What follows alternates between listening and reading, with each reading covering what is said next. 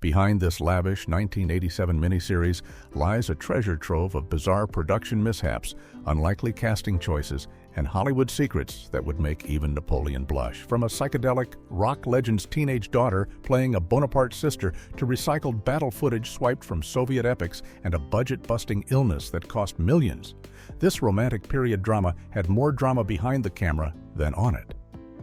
Here are the 15 weird facts you didn't know about Napoleon and Josephine. A Love Story, 1987. Fact 1. The $10 million budget ballooned. When production began on Napoleon and Josephine, A Love Story in 1987, the producers had budgeted around $10 million for the three-part miniseries, which was already a substantial sum for television at the time. However, by the time filming wrapped, that number had doubled to a staggering $20 million, making it one of the most expensive TV productions of the decade. The culprit behind this massive budget explosion was a combination of two factors that executive producer Bernard Safransky probably hadn't anticipated when he greenlit the project. The first major cost driver was star Jacqueline Bisset's unexpected illness during filming. Bisset, who played the title role of Josephine de Beauharnais, missed 4 consecutive days of production due to her sickness. While 4 days might not sound like much, in the tightly scheduled world of television production where every day costs tens of thousands of dollars, this absence created a domino effect of scheduling problems. Crew members still needed to be paid, equipment rentals continued to accumulate charges, and entire shooting schedules had to be rearranged to work around the lead actress's recovery time. The second factor was actually a choice the producers made before filming even began. Executive producer Safransky estimated that shooting the miniseries in Hungary could have cost nearly half as much as their Paris-based production. Hungary was a popular filming location for period pieces during the 1980s because it offered convincing European architecture at bargain prices. However, Safransky and his team rejected this cost-saving option entirely. They insisted on filming on location in and around Paris, Morocco, and Portsmouth, England to, in Safransky's words, do it right and offer something to the public that they don't see every day. He argued that shooting in Hungary would have meant spending all their time and money trying to make Hungarian locations look like Paris, rather than simply filming in the real thing. Fact 2. Anthony Perkins' final historical role. Anthony Perkins, the legendary actor forever immortalized as Norman Bates in Alfred Hitchcock's Psycho, took on the role of the French diplomat Talleyrand in Napoleon and Josephine. A Love Story, and this casting choice carries a bittersweet significance that few viewers at the time could have known. When the miniseries aired in November of 1987, Perkins was 55 years old and would tragically pass away just 5 years later in 1992. This made his portrayal of Charles Maurice de Talleyrand, Napoleon's cunning and politically shrewd foreign minister, one of his final major appearances in a period costume drama on television. Perkins brought his characteristic intensity and intelligence to the role of Talleyrand, a historical figure known for his political maneuvering and survival instincts, through multiple French regimes. Despite the miniseries receiving largely negative reviews from critics, Perkins' performance as Talleyrand was frequently singled out as one of the production's saving graces. User reviews from viewers who watched the series often mentioned that Anthony Perkins, as Talleyrand, was one of the great virtues of the show, with his portrayal standing out even when other elements of the production fell flat. By 1987, Perkins had already built a career that spanned decades, moving beyond his iconic horror role to tackle a diverse range of characters in both film and television. His decision to take on this historical figure in a lavish television miniseries showed his continued interest in complex, intelligent characters even later in his career. The role of Talleyrand allowed Perkins to showcase his talent for playing sophisticated, calculating individuals, trading the psychological horror of Norman Bates for the political intrigue of Napoleonic France. For fans of Perkins' work, this performance remains a notable example of his versatility as an actor during the final phase of his career. Fact 3. Say Anything star's first TV role. Before Ione Skye became a defining face of late 1980s teen cinema with her iconic role as Diane Court in Cameron Crowe's Say Anything, she made her television debut in Napoleon and Josephine, a love story playing Pauline Bonaparte, Napoleon's spoiled younger sister. At just 17 years old during filming, Skye was cast as the Emperor's bratty sibling who arrives in Paris to keep a watchful eye on her brother's new marriage to the older widow, Josephine. The role required Skye to portray a young woman who disapproved of Napoleon's choice of bride, and according to the actress herself in a 1987 interview, she found the parts she was getting at the time intriguing because they allowed her to play characters very different from herself. Skye had only made her film debut the year before in the gritty drama River's Edge, and Napoleon and Josephine represented her first foray into television and period costume work. In the same interview, she described enjoying the opportunity to get away with being a difficult person without people yelling at me, because when you're acting, you don't get in trouble for portraying unpleasant character traits. This early television experience came right at the beginning of what would become a very successful run for the Kyon.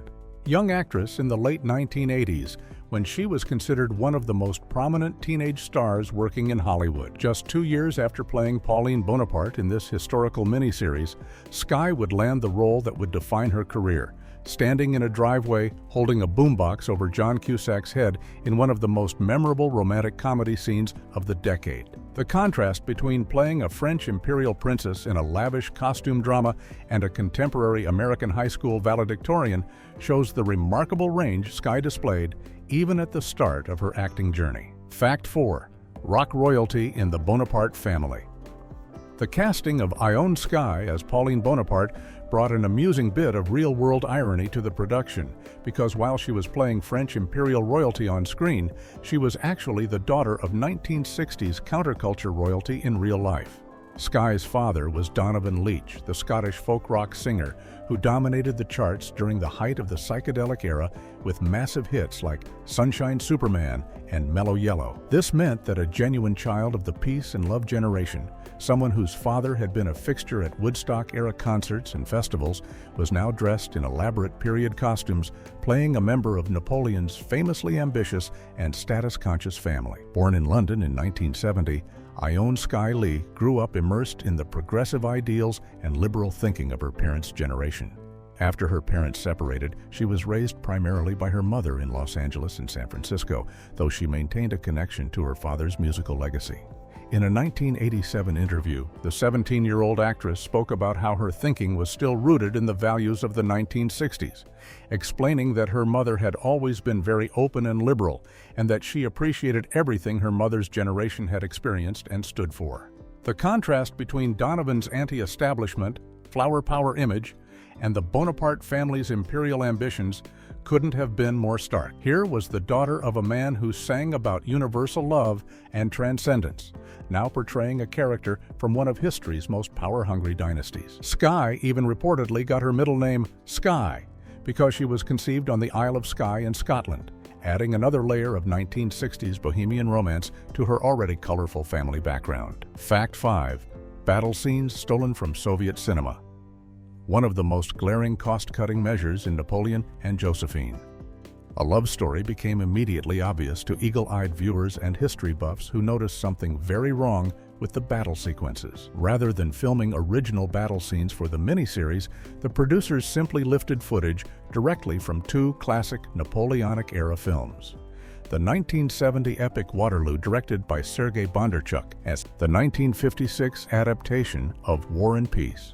Both of these films were massive Soviet productions known for their spectacular battle recreations involving thousands of extras, and the Napoleon and Josephine team apparently hoped that splicing in clips from these movies would go unnoticed.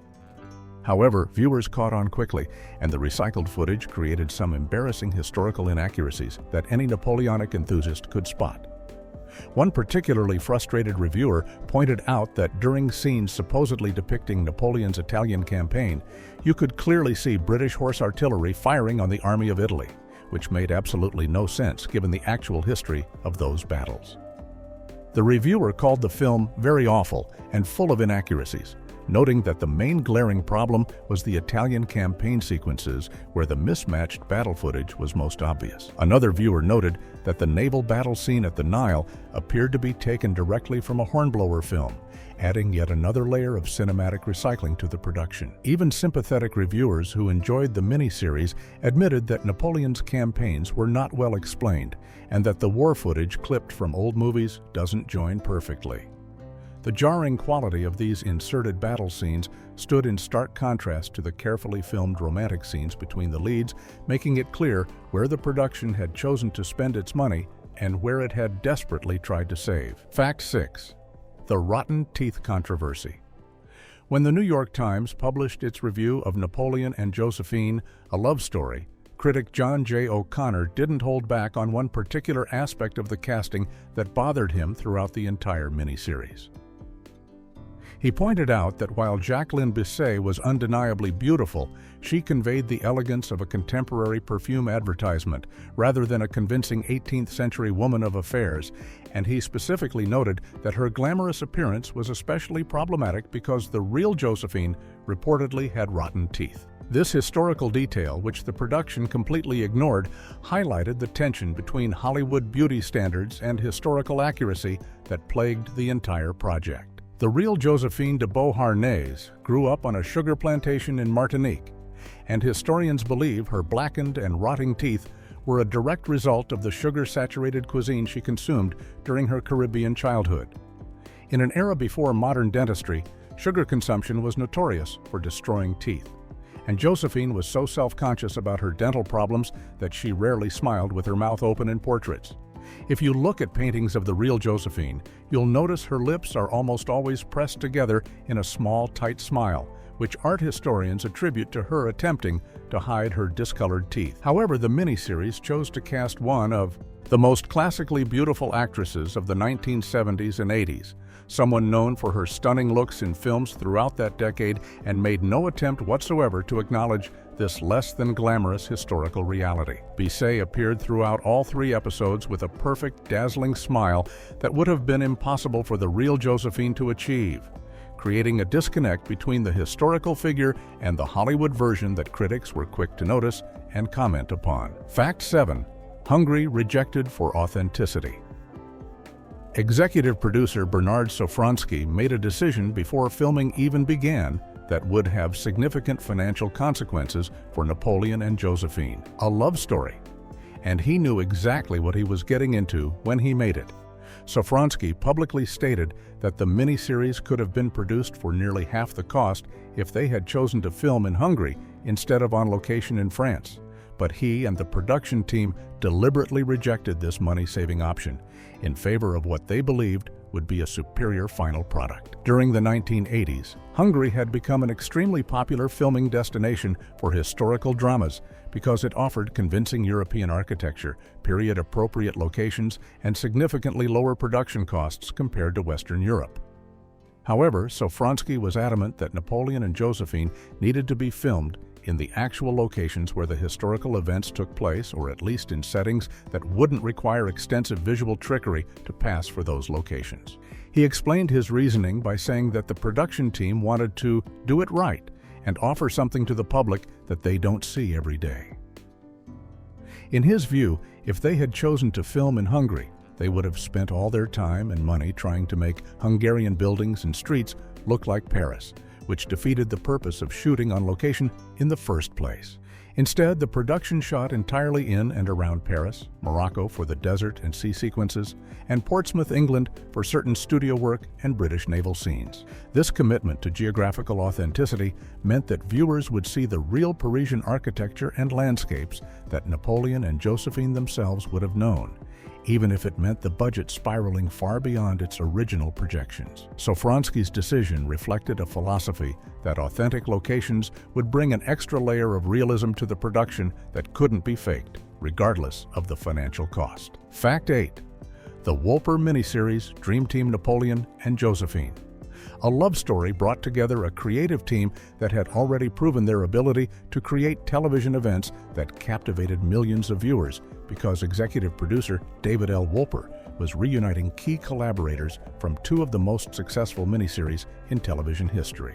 Wolper had been the mastermind behind Roots, the groundbreaking 1977 miniseries that became one of the most watched programs in American television history, as well as North and South, the sweeping Civil War epic that aired in 1985.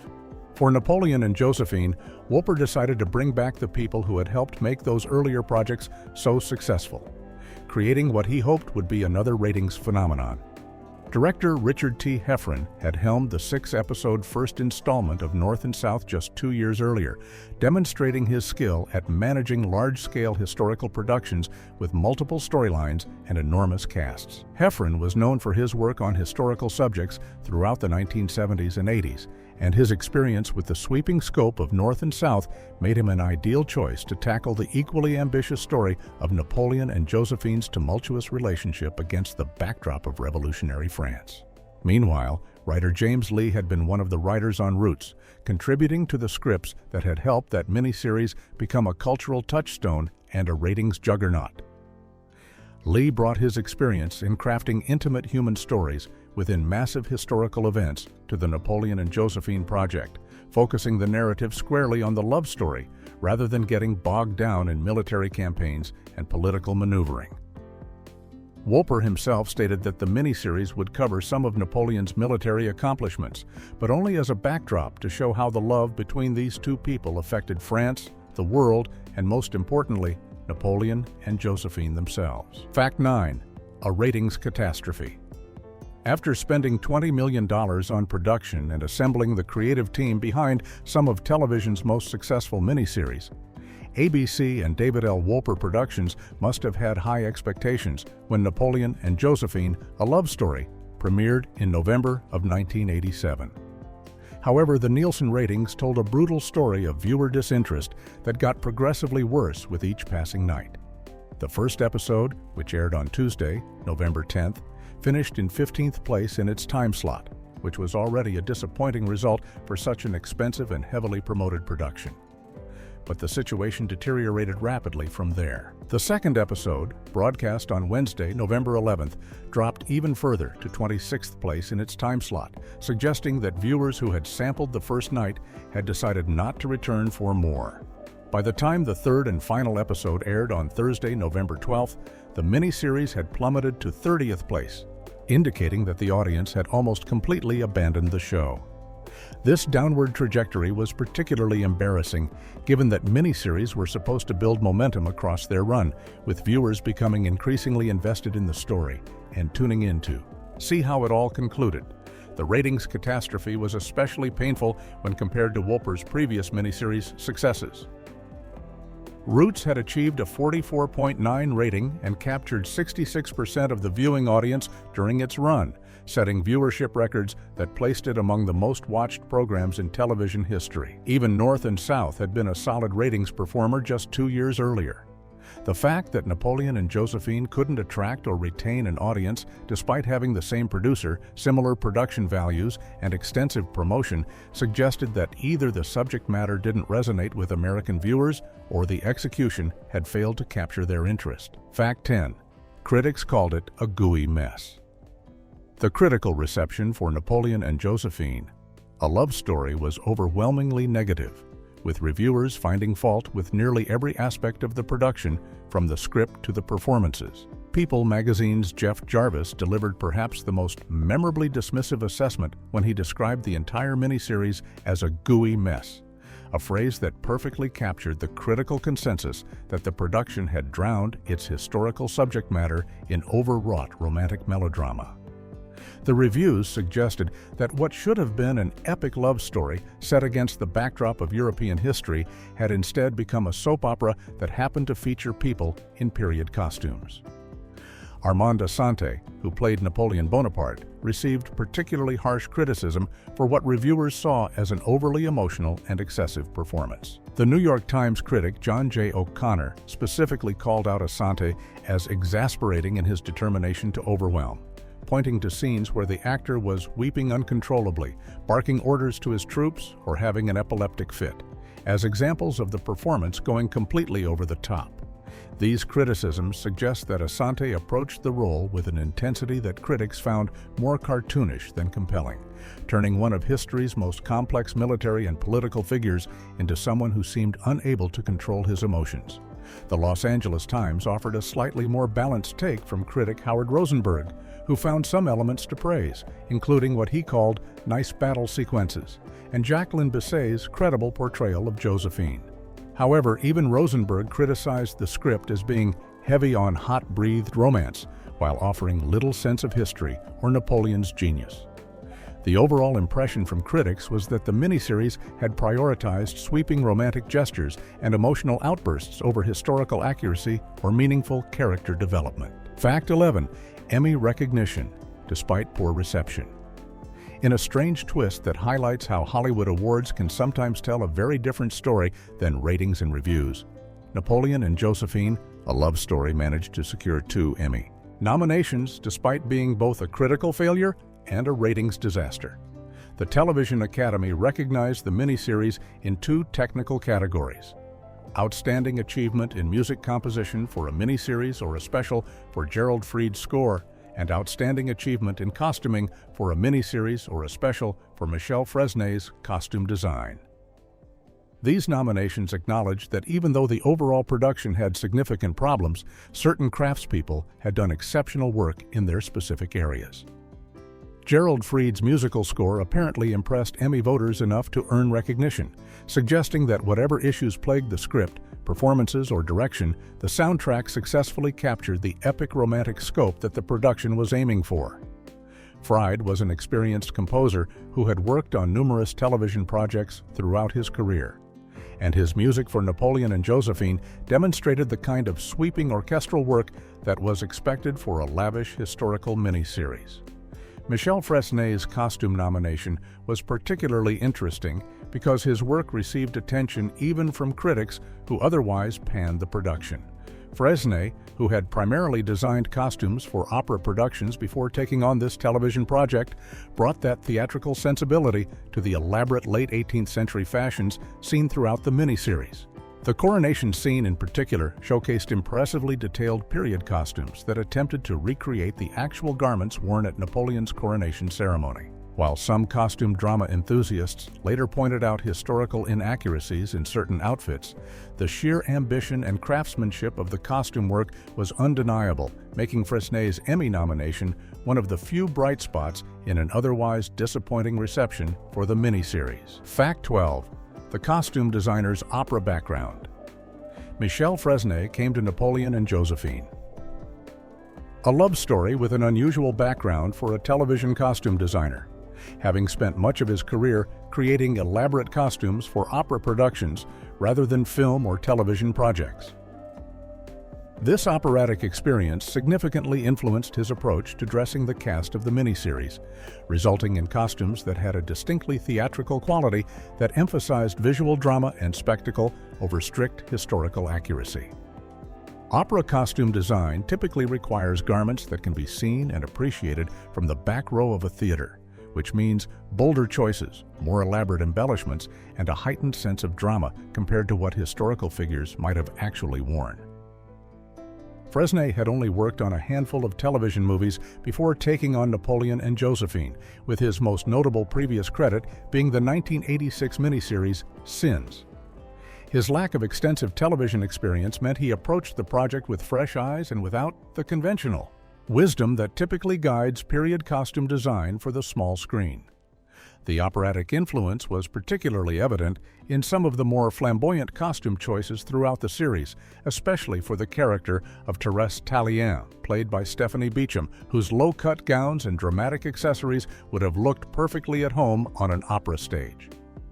The coronation scene showcased Fresnay's strengths most clearly, with elaborately embroidered court costumes featuring intricate goldwork that genuinely impressed even viewers who had problems with other aspects of the production. One costume from Napoleon's coronation outfit was detailed enough that high-resolution photographs revealed the impressive craftsmanship involved. However, Fresnay's theatrical background also led to some questionable choices that period costume enthusiasts noticed, including anachronistic details like cold shoulder designs and fabric choices that seemed more 1980s than 1790s, suggesting that his opera training sometimes trumped historical research. Fact 13. Filmed during January 1987. Behind-the-scenes photographs from the production of Napoleon and Josephine. A love story revealed that filming was taking place in January of 1987, which meant the entire production team was working under an extremely tight deadline to get the miniseries ready for its November broadcast date. A photograph showing Jacqueline Bisset and Armand Assante on set is specifically dated to January 1987, confirming that principal photography was happening at the beginning of that year. This gave the cast and crew less than 10 months to complete filming, handle all post-production work, including editing and sound mixing, add the recycled battle footage, compose and record the musical score, and prepare the final product for broadcast on ABC.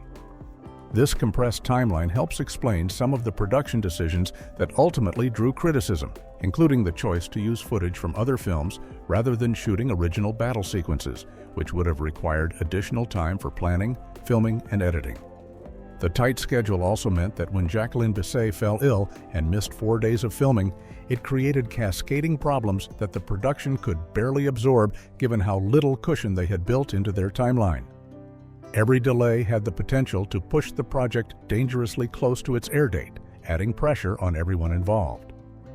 The January start date is particularly interesting when you consider that the miniseries was set to premiere on November 10th, which meant ABC was counting on this expensive production being completed in time for the crucial November sweeps period when networks compete for advertising dollars by airing their most attractive programming.